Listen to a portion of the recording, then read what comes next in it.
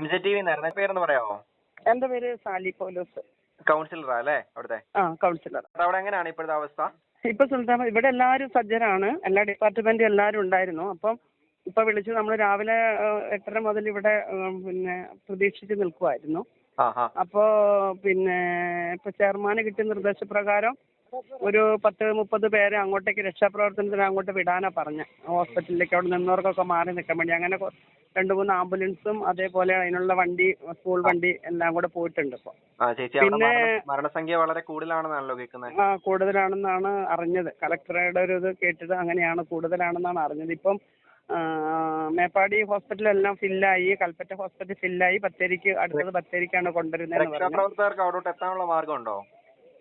ഇവിടെ നമ്മൾക്ക് പിന്നെ എല്ലാവരും ഇവിടെ ഉണ്ട്. എല്ലാ സംഘടനയിലും എല്ലാവിധമായ ആളുകളും സർവീസ് കോളേജിൽ റെഡിയാണ്.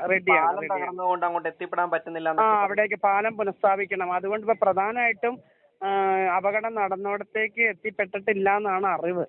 പക്ഷേ പിന്നെ അവിടുന്ന് നമ്മൾ ഹെലികോപ്റ്ററിലല്ലേ ഇപ്പൊ ഇങ്ങോട്ട് കൊണ്ടുവരുന്നത്. അതിപ്പോ ഹെലികോപ്റ്റർ അവിടെ ഇറങ്ങാൻ പറ്റാത്തൊരു സാഹചര്യം അനുകൂലമല്ലെന്നാണ്, കാലാവസ്ഥ അനുകൂലമല്ലെന്നാണ് കേട്ടത്. ആണല്ലേ? ഭയങ്കര ബുദ്ധിമുട്ടുള്ള സമയമല്ലേ? ബുദ്ധിമുട്ടുള്ള സമയമാണെന്നാണ് കേട്ടത്. കുടുങ്ങി കിടക്കുന്ന ഒത്തിരി പേരുണ്ടെന്ന് പറയുന്നല്ലോ. അങ്ങനെ കേൾക്കുന്നു. പിന്നെ നമ്മളിപ്പോ ഇവിടെ ഹോസ്പിറ്റലുകൾ അസംഷൻ അതേപോലെ വിനായക ഗവൺമെന്റ് ഹോസ്പിറ്റലൊക്കെ സജ്ജാക്കി വെച്ചിട്ടുണ്ട് കൊണ്ടുവരുന്ന പേഷ്യൻസിന്.